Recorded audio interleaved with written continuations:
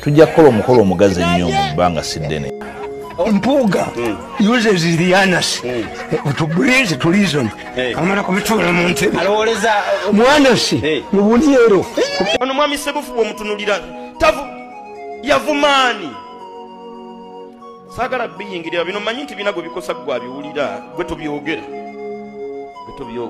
Nze njogedde. Ebinaddako nnyini nsi waali kyanansiimira ndi mwetegefu okutambula nakyo. Njagala kwebaza Robert Kyagulanyi, President wa NOP. Njagala kwebaza olw'obuvumu. Katonda akwongera amaanyi ekiseera eky'okukyusa Uganda kinaatera okutuuka era nga kituuse. Waliwo ekintu kimu ekyetaagisa kye njagala okubasaba mmwe bannabyabufuzi mutegeere. Katonda atwagala twegatte tufuuke omuntu atya omu, tuleete kandidate atya omu, tuwakire omuntu atya omu. Eno gavumenti yaggwamu dda. Senga kyaki tuli mabega wammwe, temulowooza nti kyaki tebasabira, kyaki ebasabira, kyaki eri wamu nammwe, kyaki ebasabira enkya ki n'eggulo. Abantu abaleeta obuyinza abaagala nti babuleese tufune emirembe babuleeta kutulugunya bala Uganda. Enkya babateeka mu makomera, eggulo babateeka mu makomera, buli lunaku babatulugunya. Ebigambo eby'okutulugunya abantu tubikoye. Mukwano gwange atugoberera njagala okukulamusaako n'okubuuzaako nti osibyeyo otya nno yebali gy'otuusizako engalo okusinziira gy'oli wasuzeyo otya nno. Agange nze Eke Master butereevu maze okubeera nga ngoba bumale. Kakati nno mukwano gwange mpuliriza labike nga lwogooma oba nga tusimbula. President olunaku olwaliro abadde mu bitundu bye 40 nga bwe nakutegeezezza nti onatabaala eggwanga Uganda okubeera ng'ayongera okubunyisa enjiri eya protest vote n'okukwatagana n'abakulu abakulira ebitundu ebyenjawulo nga bw'olabye ekyabadde Esoroti ekyabadde Efort ng'agenda asinkana ba elders n'okubuuza ku minywanyi n'abantu abawagizi ba NUP n'okubeera ng'ategeeza abalala batannaba kubeera nga bazuukuka balina okubeera nga bazuukuka. Bino byonna ebigenda mu maaso mu ggwanga Uganda, eby'okutulugunya, eby'okulinyirira eddembe ly'obuntu, eby'okuwamba abantu, eby'okubeera nga basibwa batalina musango. Bino byonna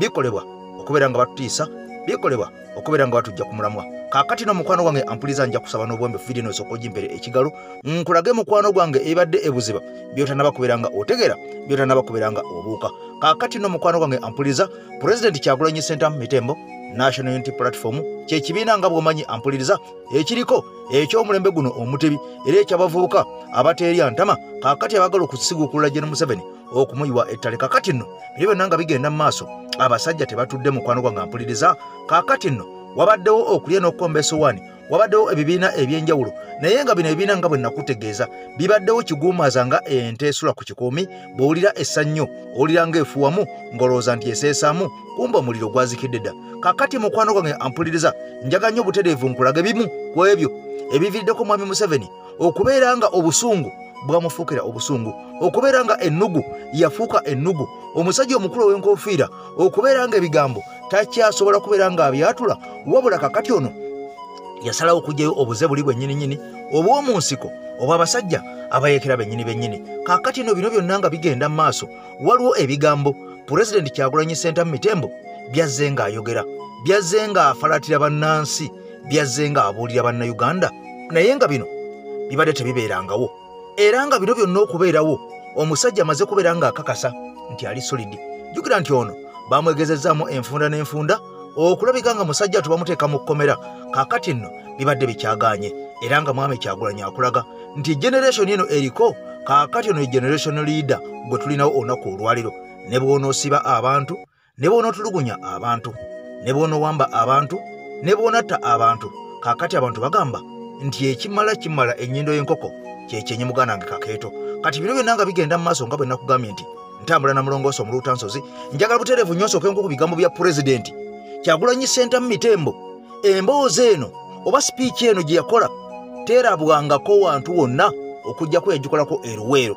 Ng'oggyeko ey'eruweero eno sipiiki ebadde tekolwangako. Eno sipiiki yamenya n'emiti. Kaakati nno ye yaviirako ebimu ku bigambo byolaba essaawa zino ebigenda mu maaso nga biraga omusajja ali solidi nnyo abaalowooza nga nti mwangu byabakalira ku matama. Bina ku radio naye twaga tulabe mu munye tukibagambe ekyo so ensonga esooka ensonga ey'okubiri twagala baganda bange tusendinge out message eri solid singa tewaliwo baana bano abavaayo ne bayimirira oba oli awo mwandibadde temulowooza ntulowooza kyekimu era yensonga lwaki bwe twavayo ne twesimbawo ebyali bitatuukanga ku bakulembeze bano abyatandika okutuukawo wano mu Uganda balinga basiba abapolitical opponent naye nga tewali drone nga tebawamba bantu Museveni atya nnyo ate ng'akyayongera okutya Museveni atya nnyo kyobalaba naddala wano mu Buganda bawambye abaana ba Buganda Kanata Muhammad bamuwamba wano mukono Juda Sempijja bamuwamba wano mukono Juma Mukasa bamuwamba wano mukono Sura Kiwanuka bamuwamba wano mukono Yosefu Kyakwa bamuwamba wano mukono Twaha Kajimu bamuwamba wano mukono Kibalama bamujje waffe Kyaddondo mu Masaka bawambayo abantu okwetolola Uganda yonna yonna lwaki kubatiisa Mukama mulungi nti oluvannyuma lw'ebikolobero byonna byonna bye bakoze bannange muganye okupowa mwekubireko mu ngalo mwebale butapowa mwebale butazikiza kati oluvannyuma lw'ebyo byonna byonna kiki kye tulina okuzzaako tuwuliziganya bannange okusookera ddala bino byonna babikola tusobole okupowa bawamba abantu baffe basiba abantu baffe tusobole okupowa olunaku lwaleero eyantungira ovulo gye nyambala ali mu komera omusajja designer international agenda America, London, Jamaica awangudde za awadi okusinga abatunzi mu nsi yonna bamuyita Latif Madoyi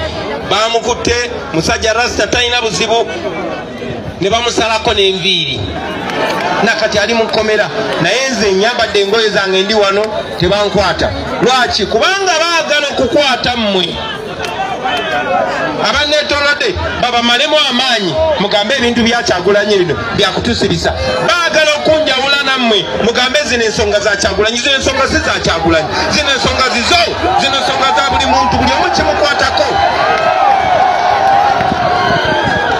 so njagala okubajjukiza baganda bange nti mu nsi yonna mu buli kyokola obuwanguzi obusooka bwe bw'obutapowa njagala buli omu asuubize munne wano ogambe sijja kupowa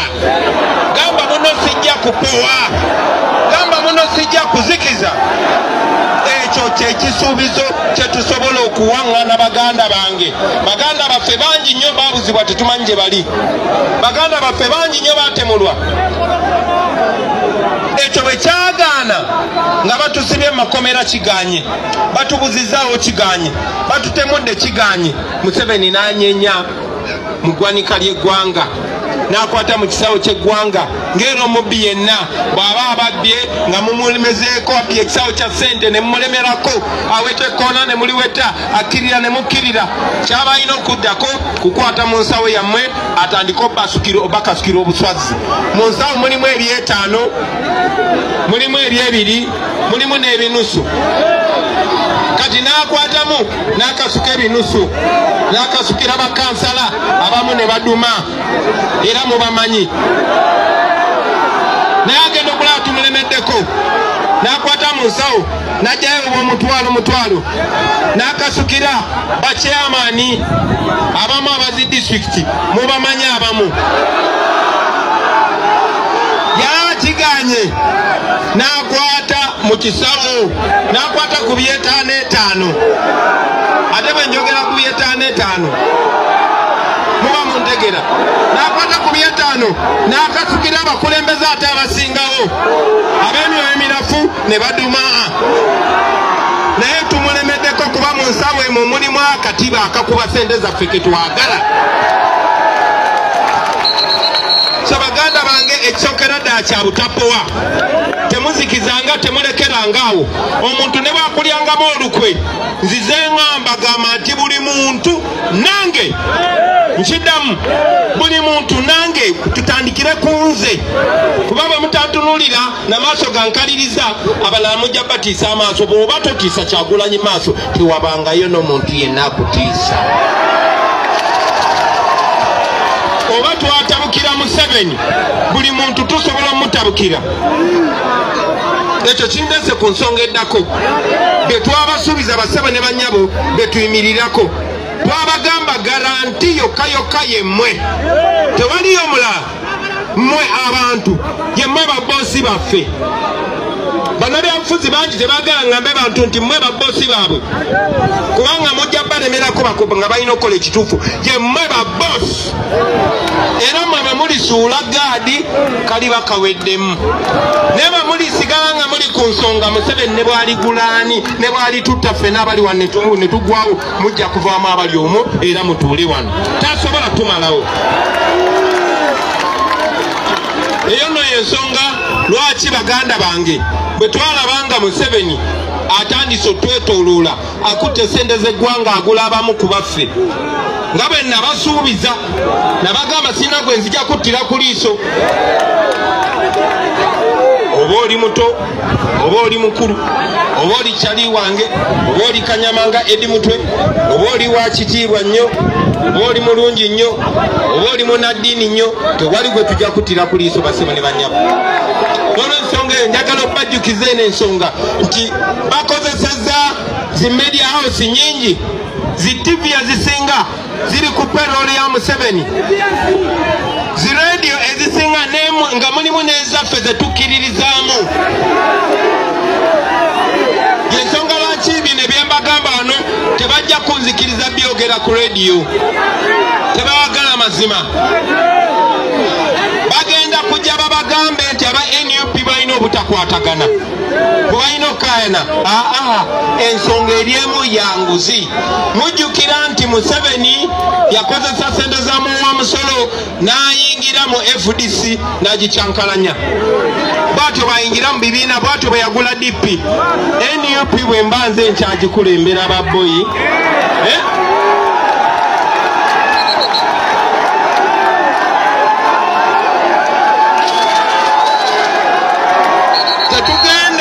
kukkiriziganya na kintu kyonna kye tulwanyisa bwe tunakkiriza enguzi n'obulyake n'obubbi tujja kuba tetuyina nsonga yonna lwaki tuvumirira Museveni byakola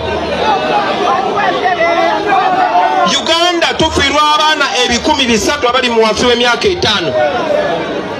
buli lunaku 300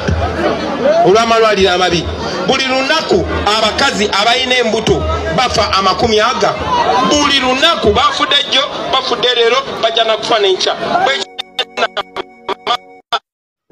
mukwano gwange atugoberera nakugamba nti omulongo wase omuluutansozi ye kafulu mu mbeera mukwano gwange ampuliriza yekufuukidde akutunuza akeryolyongo ng'enkoko emamirira awali embwa kaakati nno mugezeeko ebizibu bya buli kale omusajja ono nakugamba nti abikujjako obutereevu nnyo nga tasose kwebuuza ku muntu mulala yenna oba oli Uganda oba oli Bulaaya ebigambo beera bijja kutambulira bulungi nnyo bino byonna nga bigenda mu maaso ebigambo bya pulezidenti nga bw'obiwulidde bigambo bya njawulo nnyo bakulembeze bangi babadde wano babadde mu opposition enkya n'eggulu boogedde bingi naye omusajja bonna yabasukkako wabula ekisinga okubeera nga kikwasa ennaku wano mu ggwanga Uganda twalemwa okubeera nga tukwatagana ebibiina by'obufuzi byalemwa okubeera nga bikwatagana byonna byonna biteekewo omuntu omu kubanga waliwo abiteekamu ssente kati oli abiteekamu ssente abigamba gwe beerawo weesimbewo naawe weebeerawo weesimbewo nawe beerawo weesimbe buli muntu yeesimbewo ku lulwe tewali kubeera nga mwegatta mu kulwa omukulembeze omu kati bino Mwami Kyagulanyi byajja okumenyamenya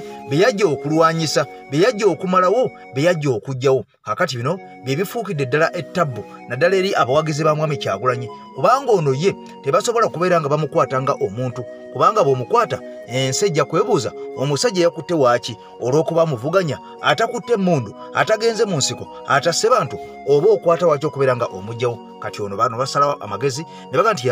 tuwambe abamwetolodde bonna bonna tubatulugunye tubaliisa kakanja tubakoze kagiri oba oliawo naye anaapondoka wabulanga ebigenda mu maaso era bikulaga butereevu nnyo nti Mwami Kyagulanyi bukyajja yateekawo essuula empya yateekawo ekyenjawulo nti ono ebibiina byonna ebivuganya Mwami Museveni yabigatta butereevu nnyo n'abikubisa kaga kaakati nno bannansi ne bamukkiririzaamu jjukira nti bano bonna babaddewo emirembe n'emirembe naye nga bali wansi wa NRM wadde badde bambala emijoozi egy'enjawulo egitali gya kyenvu kakati nno wano wetwolekedde ampuliriza batandise okubeera nga bakozesa amaanyi okubeera nga bannayuganda beerondera abantu baabwe naye bwe balonze bali abasajja olw'ennugu olw'okuwulira okuswala ne bagamba wakiri okuswala twonoona gwe mulonze tetujja muteekayo ffe katteekayo gwe twagala kwegamba ne bakola bye baagala ne balemwa okukola ensi byeyagala oba ne balemwa okubeera nga bateeka ekitiibwa mu bannayuganda kye baba basazeewo mwabiraba ebyali ebugerere nakwedde bwe yakuba omusajja n'enkoona n'enywa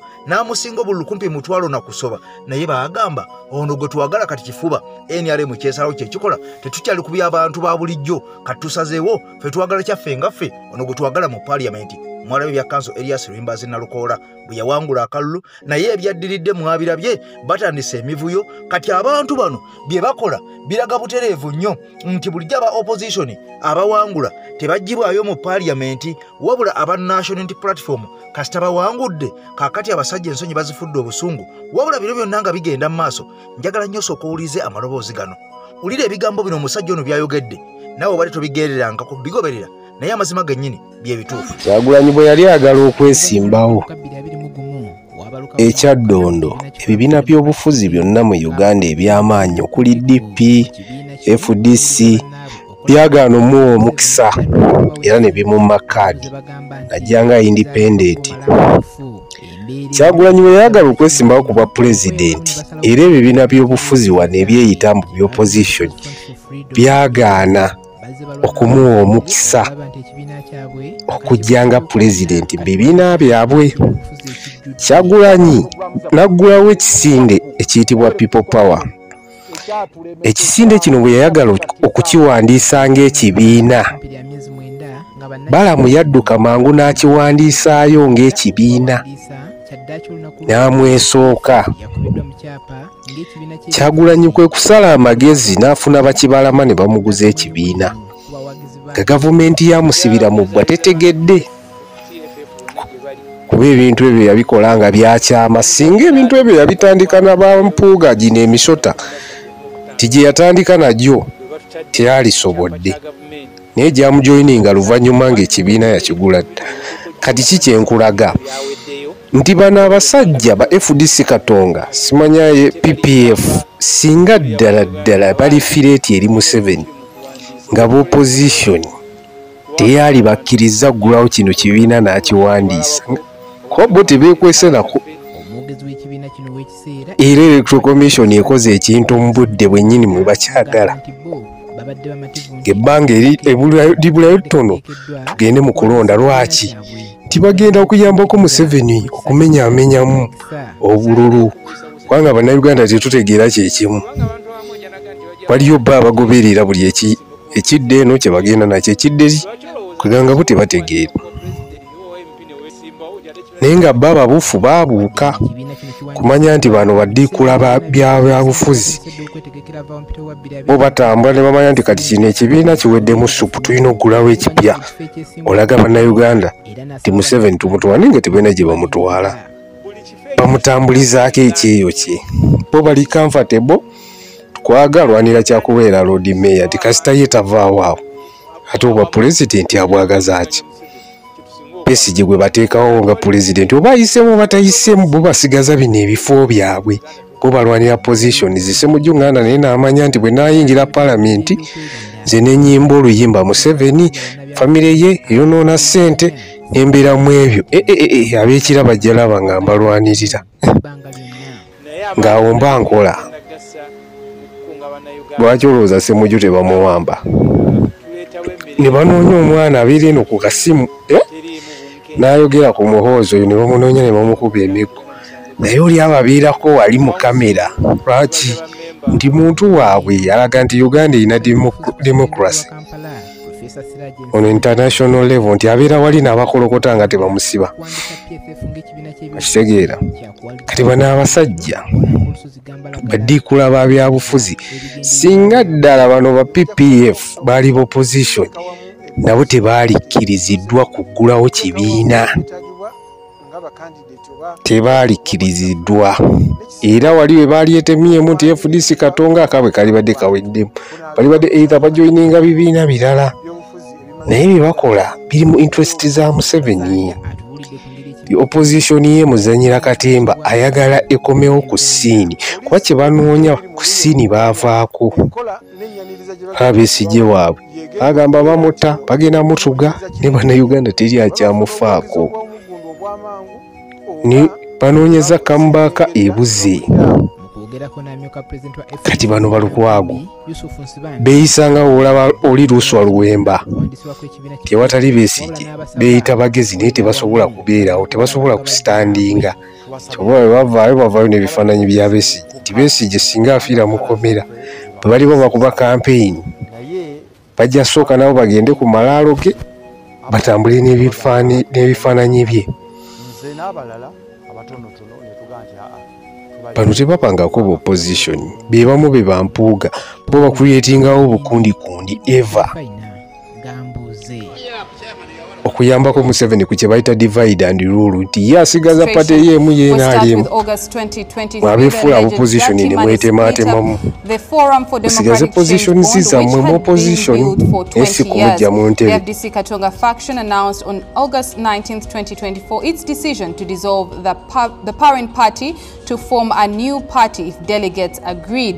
On 24th August 2024, the Katonga faction announced that they had reserved the name People's Front for Freedom with the Electoral Commission, paving way for the formation of a new political party. In October 2024, PFF launched a signature collection drive for the registration of a new political party. And on 29th November 2025, the People's Front for Freedom submitted signatures for application for registration with the Independent Electoral Commission. This was later followed by procedural reviews. Ebigambo bino bituuka eri omuntu yenna ng'ebizibu byakukwatira mu manvu ng'ogezezzaako buli wamu okubyetakkuluzaako wabula n'okootakoota mu gaabwanda. Omulongo wa Swanga mu Luutansozi akusabye okkalire kubanga Zebbulembe okukunaazaako amaziga ng'oyota ku byoto bye kafuumuula bibamba. Gwe wenna ng'ogobye ku mpapula ezifuluma eggwanga nga byagaana. Koba ebweru wa Uganda ng'obutuuze bugaanye. Amaka gakulemye, emirimu gitabuse bizinensi ekunyiye. Omulongo wa Swai mutuufu okukuwonya embeera yambula butuulo ng'agenda kukumira ku byoto. Kuba ku ssimu nooti 752228 nooti 910 awo mube butoola n'omu Luutansozi olwo yalambulula ebikutte entimba n'emigadde wanaakuwunzikira nga weeyagala ng'ebiiri gye ebitannaba kugwa kyankooto. Ekigambo people power kitegeeza maanyi g'abantu era amaanyi g'abantu twagalaba nga geeyolekera Kawempe mu kalulu ka by election aka kanso Erias Luyimbazi Nalukoola. Bangi balowooza nti Nalukoola bajja kuyisa mukka mu kisero olw'okuba omusajja ono ebintu bye abikwata mpola naye nga kyannaku nnyo nti kye baamulowooleza ate si kyali ayogera mpola naye ng'ekyamazima amatuufu omusajja ali solidi. Era omusajja ono jjukira nti azaalibwa Kawempe wali mu kirokole kaakati gwe ne bw'okola eddagala ne bw'onooleeta ani ne bw'onookola otya. Kanso Erias Luyimbazi Nalukoola amazima gennyini yamaze dda okubeera ng'atula mu mitima gy'abantu era bino byonna bye baakoze eby'okumujja mu paaliyamenti kaakati bayiwa nsiraano ku mazzi ate bayongedde kajjampuni mu bbwa. Olwo abantu bagenda kumulonda ku luno balonderemu n'ebitagwana naye nga balonze muntu omu kanso Erias Luyimbazi Nalukoola. Gwe ne bw'onooleeta baani ne bw'onooleeta baani ne bw'onookola eddagala okuggyako ng'akalulu okozesezza ekifuba ng'enkola yammwe bweri nga bwe nkugambye bwe baakola ekayunga ku mukazi amayiddwa nga mukyala Nakwedde ne bamubba akalulu ng'ono yali yawangule n'obululu obusinga obulwa NRM kumpi omutwalo nga gumu n'ekitundu ne bakozesa ekifuba ne balangirira ate abantu gwe batalonze. Kyannaku nnyo nti demokulasiya mu ggwanga Uganda naddala eddembe ly'abantu baasalawo okubeera nga balirinyirira olw'okubanga bano tebakyayagala kubeera nga baswala kakati okuswala bakozesa amaanyi mangi. Jjukira nti NUP evuganya poliisi, evuganya UPDF, evuganya JAT, evuganya paaliyamenti, evuganya judiciary, evuganya executive, evuganya abamilitale, buli kitongole kyonna ekya security mu ggwanga Uganda kakati mukwano gwange ampuliriza NUP erwanagana nakyo. Bino byonna nga bigenda maaso mu nsi yaffe Uganda ebitaliiko gamba nti oba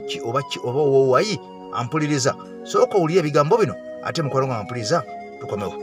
wewe natamanyi manyi ga people power sembero owulire bineeno yambibwa jati iso CMI UPDF CFC Uganda Police ne bambega mu bitongole ebyenjawulo ebyokwerinda kununga kwotadde baladisi ba Museveni bonna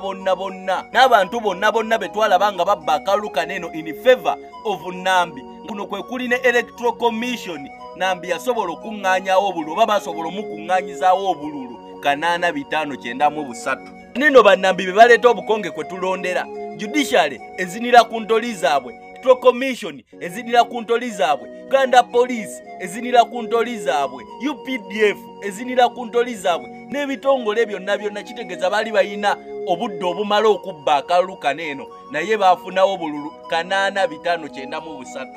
oba baabufuna batya oba batya owe baafuna. Then people power sinnalukoola wabula people power banene abasajja twabawangulira mu bululu 1,774 waneno kitegeeza bannambi twabasinga obululu 1,000 mulamba almost tuze tubiraba enfunda nnyingi nga ne waba bayisinzeko obululu 3 olina twala omusango mu kkooti kkooti esalawo nti nno akalulu tekaddibwamu ne yawaaba omusango mu kkooti obululu bwagamba bwe baamubba bwe babugatta ku bwalina tebutuuka yadde mu kkoota y'obwono gwagamba eyamubba. Amazima gali nti mu buli mbeera yonna Museveni agenda kuyiiya engeri gy'akutamisaamu Kanene Akalu mu kaseera akatini akasigaddeyo. Kineno njagala okijje ku levo ya Kawempe North okitunuze ku ggwanga ddamba mu kalulu ke tugendamu aka 2026. Akalulu ke tugendamu aka protest vote tebagenda kalangirira ku NBS. Akalulu ke tugendamu aka protest vote tebagenda kalangirira ku BBS. Tugenda mu Kalulu Kaneno nga tetusuubirayo muntu yenna kutulangirira. Tugenda mu Kalulu Kaneno nga tetulina buyambi bwe tugenda kusuubira mu judiciary. Ekyo kye njagala mumanye. Tugenda mu Kalulu Kaneno ng'olwedde tuli bawanguzi. Ekyo kyennyini Museveni kyatya kye tumuleetera mu 2026. Olumala ottikinga akalulu ko toliina muntu yenna kukulangirira. Kakati nno bingi oba oliawo ebisirikiddwa naye ng'amazima ensi gamanyi butereevu nnyo nti kanso Erias Luyimba Zinalukoola ne bwe baddamu enkyakalulu akawangula kasita kaba nga kamazima na bwenkanya. Museveni akugambye bwe yavuddeyo n'agamba nti akalulu ke Kawempe baakabba era mbu mu kukabba mbu mashini ezikola zaali nfu ne basawo ne bakikolerawo nga tekuli mashini mbu wano aba opposition beegatta ne Electoral Commission ne babba obululu nga yeerabidde nti bukyatandika kubeera nga yeesimbawo emirundi gyonna egisembyeyo obululu bwazze nga afuna. Tulabako n'abantu nga batikinga obululu ku mmundu nga bambadde n'ebyambalo by'amagye kifuba naye bantu aboogerangako abatikinga obululu obwo ku sayidi ye. Tulabako n'obutiikingibwa nga tebanaba kutuusa ssaawa zironda byonna muzze mubiraba emivuyo gyalokedde mu kulonda. N'atwalibwa mu kkooti enkya n'eggulo nga bagamba nti waliwo okubbira akalulu kituufu naye omusajja asigale mu ntebe. Bino byonna ontabirowoozaako alowooza ku kimu kubeera n'ababaka bangi mu paaliyamenti era ono awoza bannayuganda abali mu Buganda n'abali mu Busoga tasobola kubanenya mbwanenya ba opposition n'abantu bano aba Electoral Commission. Kyannaku nnyo okubeera ng'abantu mu Busoga bayavuwazibwa, abantu mu Buganda bayavuwazibwa, abantu bangi bagoba ku bibanja byabwe, abantu bangi balessewo bizinesi zaabwe, abantu bangi abakolanga mu butale obwayokebwa nga paaka yali n'obutale obulala, amasomero mangi agokeddwa mu Buganda ne mu Busoga. Kakati nga bino byonna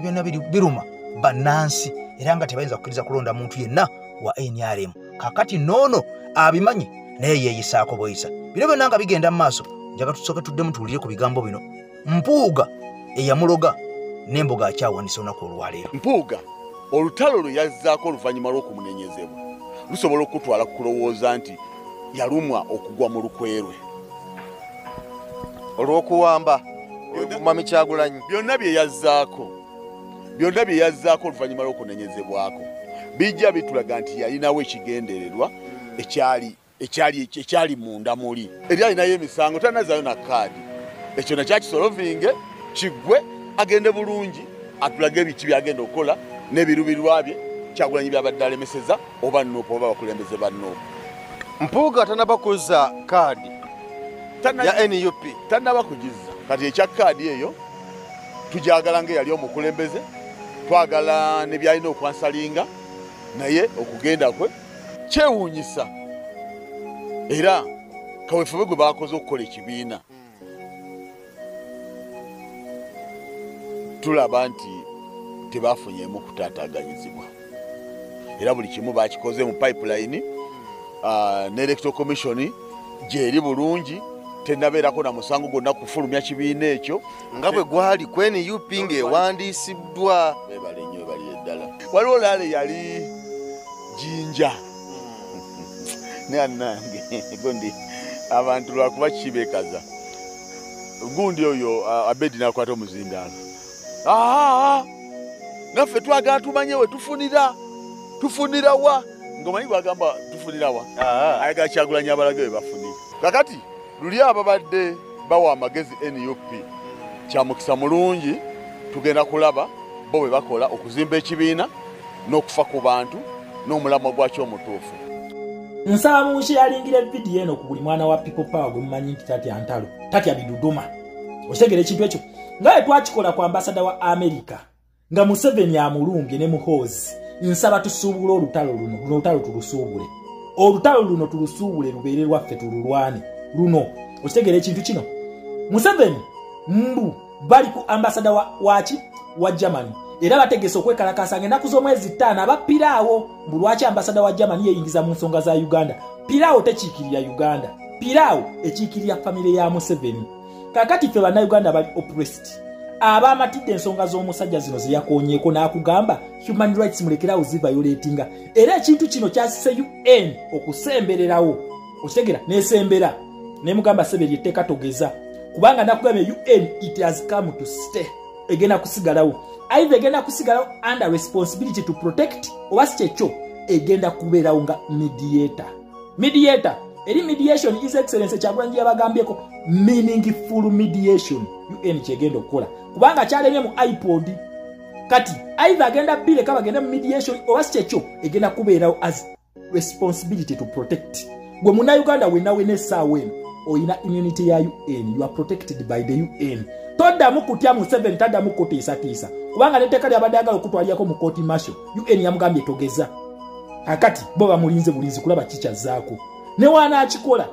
gwogenda kubeera protected mugenda kulaba ne ku sanction nga zivuga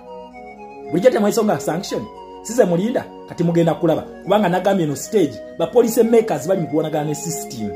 kyovula kati olutalo mutandise okulaba direct luli badde balwanira munda nga byembalaga temubirabako kati balwana direct ne system ki dictatorship oba fake democracy kati ba police makers be bali mukwe kuba yensonga lwaki mulaba Muhoozi ne government kyabwe ekya family yabwe babadde balina okusinkana Muhoozi which is deep state then balwanagale nani ne ambassador wa America kakati ffe bannansi tugamba luno lutalo tulusuubule tuluyingire mutugenda duyingira mututya mukole posta nga muwaana mwebaza ambassador wa Germany okutuyirawo omubiri kibalume paka ngenda kuzo mwezi 5 luzikire tugenda kuba tumaze ffe bannansi tumaze okulaga side yaffe Piraawo te representing affe nga bakola ku ikapu ku mafuta naleta abaana b'essomero ne beekalakasa naye mu already mwali mumaze okulaga ti amafuta muli ki kyekyo kati ne bimulema nakatana gasima pipeline tenabagendayo then ne tujja ku ambassador wa America yamulema kati yesimbye muono naye tumuyimirire tumuyirewo omubiri tubalemese buli kye baagala Uganda yakufundamu okitegera ekintu kino ono gwe beesibyeko bananga abantu bano basiru omuntu ono gwe baliko ekyo Kagame naye yakikola najja n'ekibalaga wano nga akikoze bakootinze Vienna Convention ne mukumala okukootinga Vienna Convention ate bagambye basazeeko military cooperation wakati wa Uganda ne Germany. These are fools. Bano basiru ate balowooza nti basirwaza bannayuganda lwaki bakoze ekintu ekyo baagala kulaga banene ababakkiririzamu abagala okwesimbawo ku kaadi za NRM mbwa atukyayimiridde naffe weetuli kubanga kalulu kali kaabasala ne kaadi bazeegabira bwegabizi teri azeesimbako kati bateekawo bufaiti ti eno balwanyi basika attention mu kaadi zaabwe zikyatunda naye kaadi nyanya nvundu kaadi za NRM nyanya nvundu okitegera ekintu ekyo kati bagezaako kuwagawaga bano nti atukyayimiridde bano abazungu tewali kye bagenda tukola naye nga bagudde dda ki system kyagudde kasita kitandika okulwanagana ne police zomanya kigudde tekikyayina lugendo kati fwe bannayuganda tugenda kukola event yeno mwe muli protest vote kalonda kakuuma kanoonya kukabanja zizo events ezigenda osuula Museveni wetuviira mu luno olutalo system egenda kuba bagisibye emikono kakati tugenda kwambalagana naye nga musibye emikono okigye kino kye nabagamba tugenda kujja nga tusindika busindise so kyembasaba tusubula olutalo luno ate ono Museveni obusiru bwe yeesimbye ku Germany nakugamba bano abataano baagala kukola +1 baagala teekawo Germany talaba bwemulaga nti Kagame yepankira ku Belgium nemulaga nti kakati gwe katukwavuwaze ne bamugobe Congo Belgium kwa Belgium webamala okugoba diplomati waabwe n'ekitebe kyabwe ne bakifulumya badda buzzi wali Congo ne bagamba kakati abahutu tubakomyawo bamuweereza abahutu majje abo basirikale abali mu kudda mu ggwanga lya Rwanda abahutu abo basirikale bwe babadde mu bibira by'e Congo nga bye balwana kati bazzeeyo ate balina UN protection eyo UN protection gye bawadde abahutu nga bayingira eggwanga lya Rwanda naye munnayuganda gy'ogenda okufuna nga tugenda okwambalagana ne Museveni ako nkugambye bakalinze etteeka eyo kaliteekeko omukono then gwe bakuwe protection twambalagane naye nga tulina UN protection kyonna kyatukola UN Security Council yekuba embwa ekyo nabagamba kyonna kyagenda okutukola senga asayininga etteeka eryo UN Security Council yekuba kasatu activating human rights wekalakasa kusituka bamulage fire kuwolede bamuwoninze ne bamugamba tokigeza bana abantu bali serious nkugambye awo waliwo America waliwo Bungereza waliwo France kakati waliwo ne Germany gwali mu kwesimbako just watch the space otegere kintu ekyo then Russia weeryawo ne China ne bagenda tunozi kwabo baze kubeera nga ba observer batuna bagamba ekigenda okubya Museveni kirimu eggumba ddala mukakasa abantu bali ku side eri aba Democrats nti okay mukube bwe bagenda okola nga Ukraine wekikola lwakuba Ukraine eno abantu bali ku side ya Zelensky naye police ya Russia ate ekola bulala ya Soviet Union yote liga ebyo muno simanya abantu bali ku side genda wali nkukube wonkuba ng'ogendayo yo wegamba osooka kugikuba nga Afghanistan we yakola okusula Soviet Union yagwira Afghanistan balwanagana olutalo ne lulemera mu Afghanistan era Soviet Union okugwa kwayo kwatandikira mu Afghanistan kakati okugwa kwa Russia Ukraine ero kuba Russia wetamukuba agenda muzaayo mu Soviet agenda mufukamiza okitegere ekintu ekyo bwekito wekiri kati ne Museveni wano okuva mu Commonwealth ne American Foreign Policy ayinoka kasanti akuba Democrats Russia egenda tunula butunuzi bweti naye senga kibadde eringa wekiri mu West Africa nti abantu babadde abalina babadde bayisa mu jjenje ekalu bano ba communist okitegere ekintu ekyo kati tugenda kulumba Museveni nga tulira protection ya UN then number 2 Germany mwandi jesonyiye olutalo lwaffe America eri emabega ga Kyagulanyi America eri emabega ga People Power Movement America eri emabega g'okusuula Museveni si Germany temusiriwaza bannansi lwaki America mwayingira BRICS ng'ennaku z'omwezi lumu omwezi gwa January omwaka gwa 2025 yet American Foreign Policy egamba direct intervention into domestic policy kastanga babeera balina third factor ukitegere ekintu ekyo kiki ekigenda omukubya ono Golodi ono gwali mu kubalaga kati asindika sigino mbana abazungu bagala tukubala Golodi waffe mukulu oyo Golodi si uwo wabana Uganda ate Golodi waffe amaze okubbako trillioni emu era mu makinge bino ebintu bino ne wendi basiriiwo okitegera ne wendi basiriiwo nga kuba we nabeera Minister of Foreign Affairs ngenda basesenya trillioni eno Wagagai ne China bagenda kutubulya trillioni yaffe gye bagitadde this gold is worth 13 trillion US dollars 13